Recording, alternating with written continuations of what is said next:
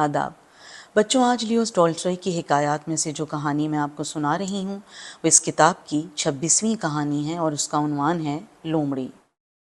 ایک لومڑی جال میں پھنس گئی اور نکلنے کی کوشش میں اس نے اپنی دم زخمی کر لی اور یہ سوچنے لگی کہ اس شرمندگی سے کیسے بچے۔ اس نے ساری لومڑیوں کو دعوت دی اور ان سے کہا کہ اپنی دم کاٹ لیں، آخر دم کی ضرورت ہی کیا ہے، بیکار میں ہم اتنا وزن اٹھائے پھر رہے ہیں۔ ایک لومڑی نے کہا، یہ تم اس لیے کہہ رہی ہو کہ تمہاری دم کٹ گئی ہے۔ اس بات کو سن کر لومڑی کو بہت غصہ آیا اور وہ وہاں سے بھاگ گئی۔ اس کہانی کو پڑھ کر ہمیں یہ سبق ملتا ہے کہ اپنی کمزوری چھپانے کے لیے دوسروں میں وہ کمزوری چاہنا اچھی بات نہیں ہے۔ اگر یہ کہانی آپ کو پسند آئی ہو تو بتائیے گا ضرور۔ شکریہ۔